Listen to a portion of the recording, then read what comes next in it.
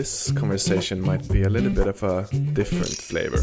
We were just going to warm up for our podcast as usual. And then we did a check-in, a routine that we have with Great, that everyone that is in the call can share what their energy levels are or if they're going through something in their life.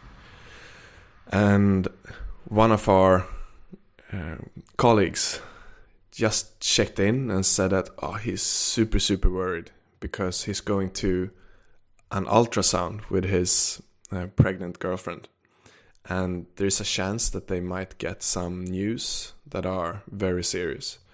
So he was really struggling, and at the same time he still wanted to be here. And Eric, how do you feel about this? Just feeling into this, I feel that I get a lot of emotions that I can't really put names on. I feel that I want to start by saying that this is a podcast for entrepreneurs who want to make the world a better place, called Becoming Great. And my name is Eric Bergman, and I'm the founder of Great, and Emil is my good friend who's been on this project more or less since day one. He was the first guy joining me. And I felt that I needed to get that intro kind of thing out of me before I could get to a place of emotions. So the intention with this podcast was to address what is affiliation. And we usually have a very playful energy and a playful warm-up. And it felt very weird going to that place after seeing his concerns and seeing the worry in his eyes.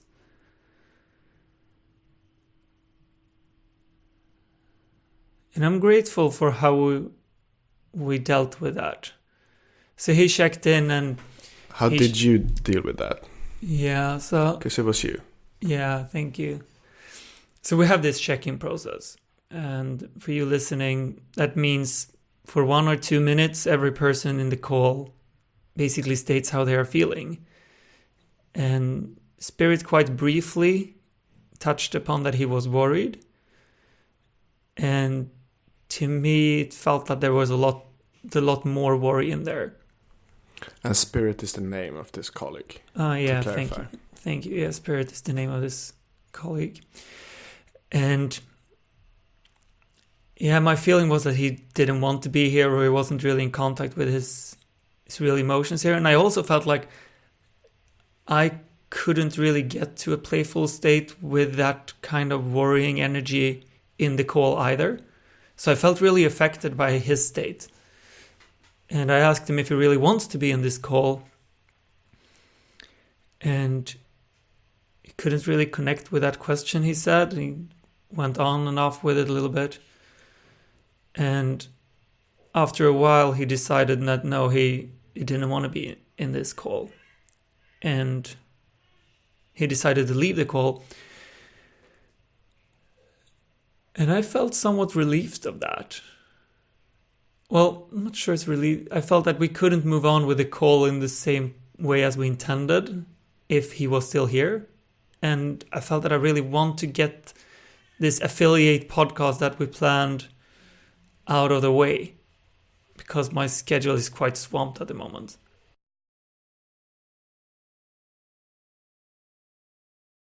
Yeah, and after he left, with both me and Emil, we still felt that, wow, this is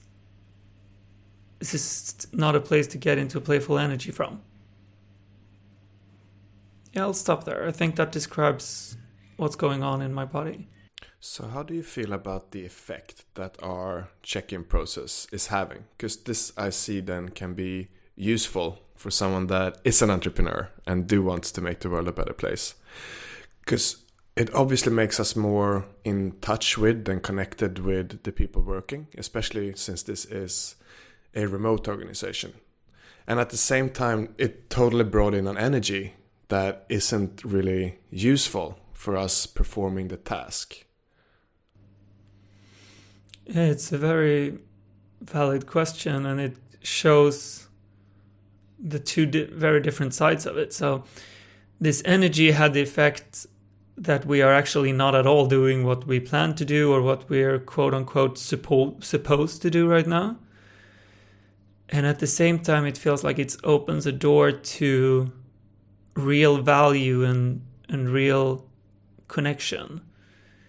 And I'm sitting here talking right now with my eyes closed and just feel that I'm very much in tune with my own body and my own emotions into this. And that wouldn't have happened if it wasn't for this check-in process. I feel that it helps me and it helps us to get to a place that is very genuine and, in my belief, very rare in the workplace. And why would you say that is important when running a company? Couldn't that be something that you have with, your friends, your closest family? Why do you see the value of that in an organization?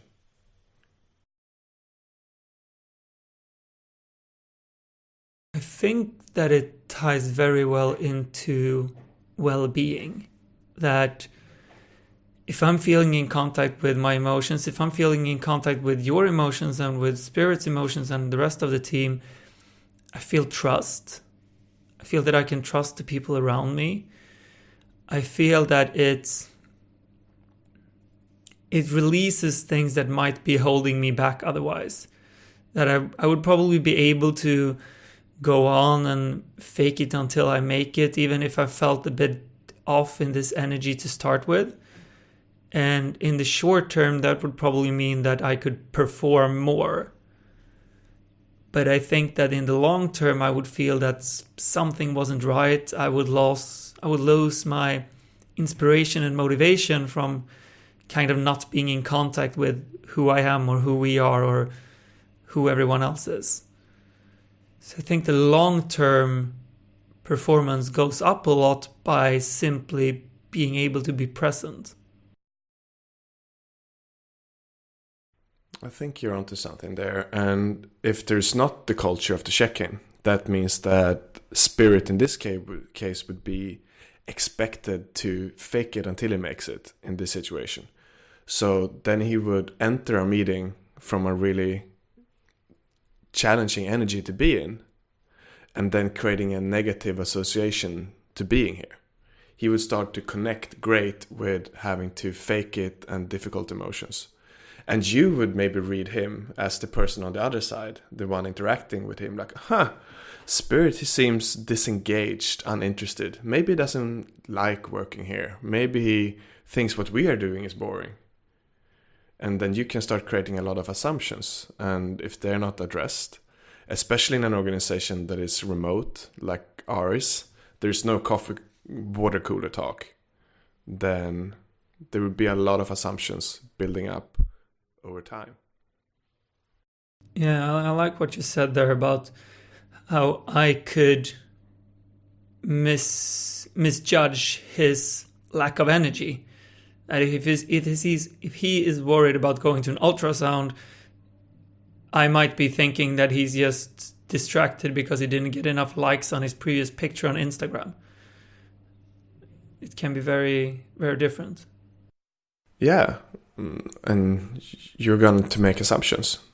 Yeah, I like that. I'm going to make assumptions. And we're always making assumptions. Always making assumptions. This is actually one huge insight I had in relationships lately. The importance of raising things where I have even small assumptions. Can you give an example? Yes, for example, I'm dating a woman right now. And she told me that if you are seeing someone else, I would like to know that. And I had an assumption that she said that because she thought that is what I wanted to hear, and that she didn't really mean it, or that she wasn't really ready for it. That is an assumption. Let me just stop you. So your assumption here is that what you hear in that sentence is kind of her saying it would be okay if you meet other people, but I would like you to know. And when she said that, your assumption would be that she's saying this kind of to just check in on you if you're actually, it's actually a question, are you seeing other people? No, it's more that I think she's saying it because she would like to be okay with it, not because she is okay with it. So Okay, she's saying something that she isn't ready for. And that is my assumption here. Yeah. And if I have this assumption, then it's going to be very tricky for me to know if I'm actually going to share. Yeah. So share if you're seeing someone else, you mean? exactly. It's gonna my decisions after that are going to be very difficult because I'm acting on information that is unclear. So I raised that and I said, I have an assumption here. It's small. I'm maybe 30% sure. But I have an assumption that you only said this to comfort me and make me feel better, or because you thought that is what I wanted to hear. And then her reaction was, no, that's not at all what I meant. I really feel like this is something I want. I feel like this is something I need. I read up upon this and I want this. So she was coming from a very pure place. So I had totally misinterpreted her. And if I wouldn't have brought up the assumption, then I would have lived in that misperception. Yeah, that makes a lot of sense. Yes, and that same day I brought up maybe 5 different assumptions that I had with her. And 4 was wrong and 1 was right. And this is so perfect because, yeah, it just helps the relationship so much moving forward. And kind of the same thing applies here. Let's say that we didn't check in and you said, hey, Spirit, I have an assumption that you're disengaged in the meetings. And he said, no, I was going to an ultrasound, Can you see how much that is clearing up? Yeah. Yeah, for sure. So the point of bringing up an assumption is not that you need to be right. It's just the point is to bring up something. And even if you're wrong, it's helping. I like that. Even if you're wrong, it's helping. Basically just raising the question. And you can even come from a place that you said, I'm not even at all sure this is the case. This is just the teeny tiny feeling I have scratching me right now and saying, this could be the case. Yeah, I did it with another friend the other day. I said, I have a feeling you're angry at me. And the friend said, no, I'm not angry at all. But I do feel like this. And the real feeling was disappointed. Yeah. How did that conversation turn out? That one? Yeah. The end result was clarity in that conversation. I feel like I'm taking a lot of detours from the topic right now. So I'd rather stay on this. But I think it's very interesting. Yeah, I read some quote somewhere. I'm not sure who said it. I'm not sure exactly what it was. But it was kind of, in a relationship, referring to any kind of relationship, leave no stone unturned. Meaning that pretty much what you just said. Whenever you're feeling either having an assumption, then bring it up. Or if something is actually bothering you, bring it up. Even if it's a teeny tiny thing. And the reason is that if there is a lot of teeny tiny things, they suddenly become a really big thing. Yeah. And it's really hard to bring up 20 teeny tiny things at once. So instead it tends to be one tiny thing that blows up in your face because it's actually 20 or 200 small things. And suddenly you start fighting over, the classic toilet seat or whatever. But it's actually referring to 1,000 small things. Totally.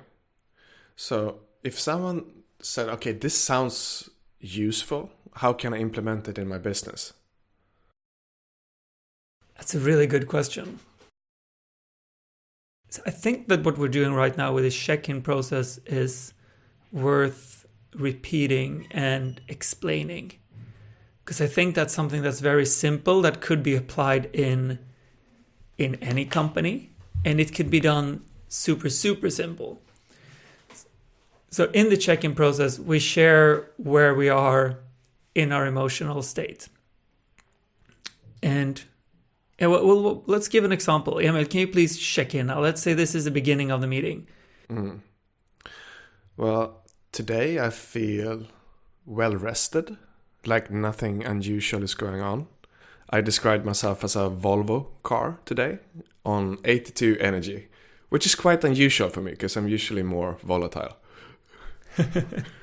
So with this gives me the information that, okay, Emil is himself today. He is a little bit playful because he says that he's a Volvo. He would definitely not say that if he was worried about an ultrasound. And he stated that his energy level was 82 out of 100, which also tells me that, okay, it's a good day. If we want to bring this to a podcast or have a serious conversation or whatever that is, that would be a good place.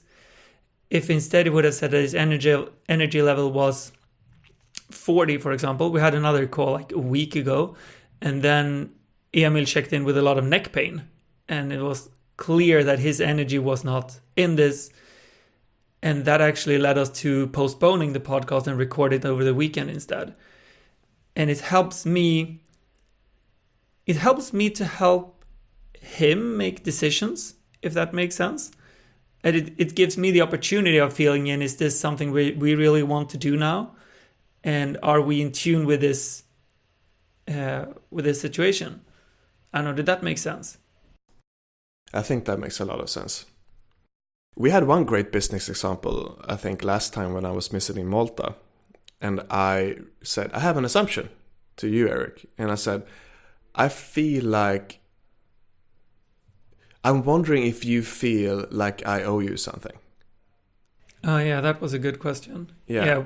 Looking back at a year and looking at my performance, looking what have we done to each other. Is someone up or down here? Yeah. Because I had an assumption that you thought that. So to get cleared on it, I felt so relieved afterwards. Yeah, so to give some context on that one, we had been Emil was staying with me in Malta for a couple of weeks, and we have had conversations about money and debt and like who has done more things in general, not necessarily towards each other, but with other relationships that we had in our lives. And Emil then felt that maybe I'm holding him accountable to something that I haven't addressed. And that was worrying. Yeah, he had that assumption, and that drained a little bit of energy from our relationship until it was addressed.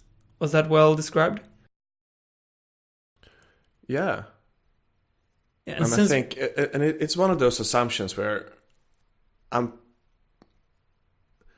think it's a small chance that Eric feels this way, but if he feels this way, it's a pretty big deal. Maybe he's expecting me that, okay, he needs to give his effort into my organization for years before we break even. Then I'm coming from a place where then I would feel like I lost maybe a lot of my freedom. I would feel everything would be different between us then. Yeah. Yeah, to give some more context on there as well, I've been helping Emily in various financial situations outside of Great and been involved with adding value in various ways. And one question he raised then was kind of, do I expect him to stay in Great for eternity to kind of make up for this? Or do I consider us to be even in the situation we are right now? What would happen if he wanted to leave tomorrow? That is a great assumption to raise, because you want this to be a place where people work for 50 years. That's something you very explicitly said. And then I'm wondering, okay, so does he expect me to stay for that long? Or if not, are we talking 10 years, 5 years, 1 year? Because I'm coming from a different background and you have trained me in this. How much does Eric expect to for my engagement to be there moving forward? And I have a lot of assumptions here. Yeah. Yeah, so to take this back to your original question, how could this be applied in business for someone else? I think that in business or in relationships for that matter, just spending 2 minutes before having a conversation about something and just stating, this is where I am right now. And it can be as easy as just giving a number between 1 and 100 of my energy level or my engagement. Because that number alone can open up for so many, it can make conversations a lot easier. That if you're starting by saying, I'm just 30 of 100, it's very easy for me to ask you to elaborate or say that. But it might be hard to get to that from the beginning. To say, if you're 30% and then I start asking you what's going on, it becomes a license to dig, in a sense. You're kind of telling me something is off and it's okay to explore that right now. Yeah. But you might not feel comfortable starting by sharing what's going on in your life, because that might feel like whining. Does that make sense? That makes sense. Well, something that I see could be missing then in our checking process is an opportunity to raise those more deep questions about the organization. For example, do I feel like I own the organization something?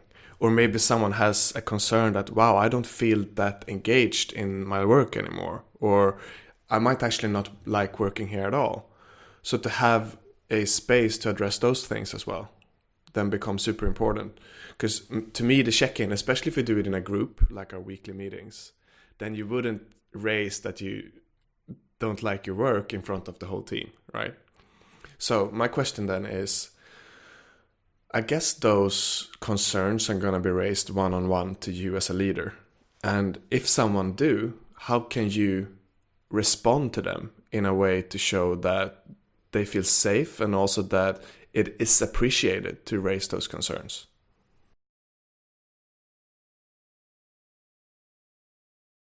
So how the question is based, let's say that you would tell me that you're not sure you want to be at Great anymore. And the question then is, how can I address that as a leader in a way to show that I'm very happy that you're sharing that? Exactly. I mean, happy that you dare to share that, not happy about the news in itself. Exactly. Maybe even share that to the team somehow to set a culture. Yeah. That it is okay to raise those concerns. Yes, I think a key here is to actually show, the key here is safety. To show that this is not going to be held against you. You're definitely not going to be punished for this in any way. And show that I'm very grateful for you sharing that that you make me feel safe. Thank you for not forcing me to kind of try to figure this out myself, but instead bringing this to me. And I would also ask, is this something you want to change, or do you actually want to leave? And be okay with either option. I think that's a key thing here, that to make any relationship work, regardless if it's business or a love relationship, I think you need to always at least aim to be okay with the other person leaving, so you're not holding them on against their will. I got this question. I felt that you were going to say something there. Yeah, I was going to say that is easier said than done in all relationships. Like, if someone is leaving, it's going to cause you maybe pain, sadness, inconvenience, all things you don't want when running your business or your life. So what is the solution then? Should you try to be okay with something that you aren't okay with? So the thing is, the pain is already there. In the sense that you would already feel disengaged. You would already feel held down or in debt or whatever it is. So we're already caught between a rock and a hard place. There is no option here of rainbows and unicorns where you're just staying and where you are just happy. So either I need to be okay with the pain of you leaving, or I need to be okay with the pain of you suffering staying. So we're already in a tricky situation that can't just be ignored. And to give a more specific explanation of this, I got the question from a friend of mine who is also running a company, an affiliation business, which we were supposed to be talking about today. So he's running an online marketing company where he sells things on commission. And one of his best employees, he's got like 20 employees, came to him and said, I want to start a side project, which is actually going to be competing with his business, but I want to do that. Is that okay? And my friend came to me, he's like, what should I do? I really don't want him to start this project. And at the same time, I really don't want him to be unhappy. And worst case scenario is that he starts this project, it works out, and he leaves. And my response to this was that, no, the worst case scenario here is that he starts a competitor and he actually brings your employees with him and then leaves. And he's like, fuck, that's even worse. I'm like, yeah. And I told him the same thing, but you're already in a tricky situation.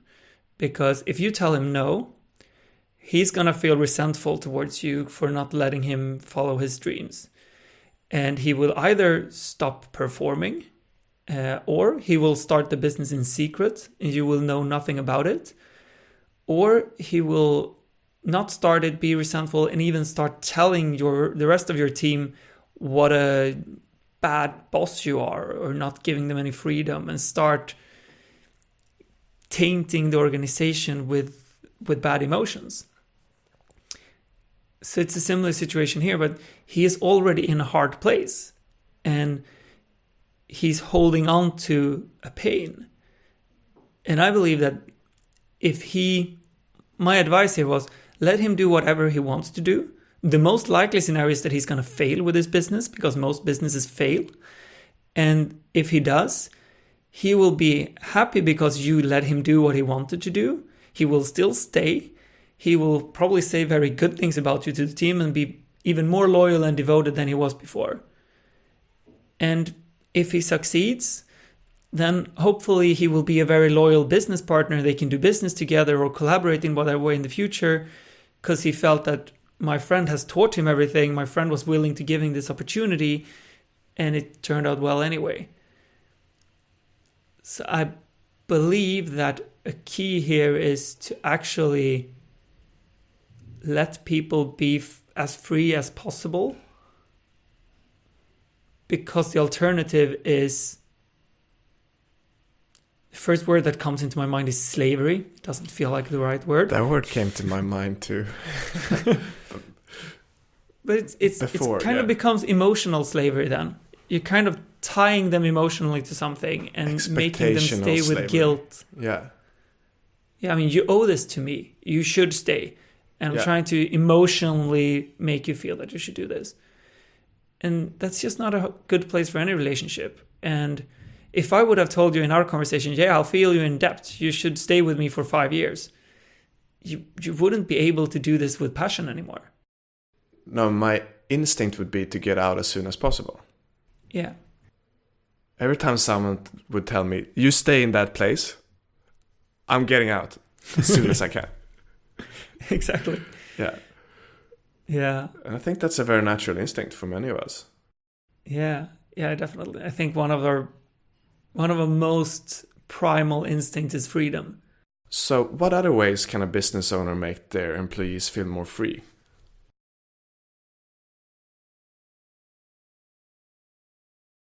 So I think a big insight there is to realize that you can't do anything else than giving them freedom, because there will be emotional resentment or loss of passion or anything anyway.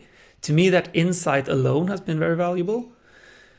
And encouraging the team to follow their dreams, showing that if someone, we have had another situation with Spirit actually, and he's going to get to listen to this episode before we share this with anyone and say if he's okay with us talking about it like this, because now he haven't pre-approved it. But then in another meeting that I actually wasn't part in, but I saw the recording of it, he said that he was considering this other job opportunity because he was really excited to be a public speaking coach and start doing more of that. And I really don't want him to do that. I want him to stay with us. And at the same time, I really want him to be passionate. So the first thing I did after seeing that call was addressing this with him, saying, I support you fully. I would be sad, but I will support you fully. And I'm very happy for you finding something that you want to do. And he met me very I want to say lovingly. I'm not sure if that's the right word. I want to say respectfully. I'm not sure the right word either. But he showed a lot of gratitude and appreciation for me immediately addressing this and saying that I want to support you in this instead of just being quiet. So just addressing these things when it happened, addressing the assumptions and saying, at least then saying, I want to be okay with this. I feel this is going to be hard. I would miss you in the team or whatever, but I want to support you in this. Yeah, I'll stop there.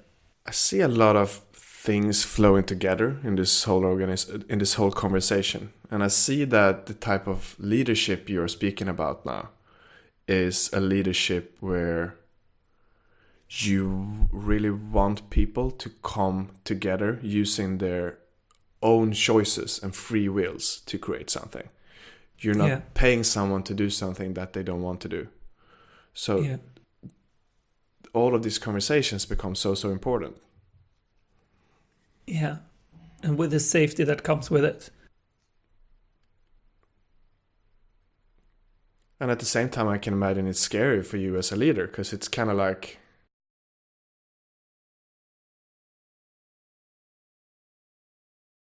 because in a romantic relationship, you could never force someone. Or you could marry someone. I will stay with you forever. but in many relationships, you can't force someone to stay with you. You would just hope that you would be the best, or fight to become the best option for them, or guilt them into staying. Right? You could. But it's probably a very common tool in love relationships, I would say. Yeah, but in a healthy relationship, you couldn't do that. Although in an organization, you could pay someone or encourage someone to do something they don't want to. Yeah. I feel pretty done with this. I feel done too. Now. I felt it before I said the last sentence. That we could cut that away. It was probably that sentence communicated that we're done here. We're done here. Yes. I'm happy we did this episode in this way. I like that. And I'm happy that we're jumping into things like this and not trying to be playful at all times. It makes me feel safe podcasting. Yeah. So I'll just wrap this up because I feel like it and say thank you for listening. And our ambition is to bring these kinds of conversations into the world and into business. And we really want to create a community of entrepreneurs who want to make the world a better place. And we need your help to get there. So if you like this episode, please go in on iTunes and rate us 5 stars because we're freaking good. And leave a comment. We would very much appreciate that. And see you next week. Thank you for this, Emil. Thank you, Eric. See ya. See ya.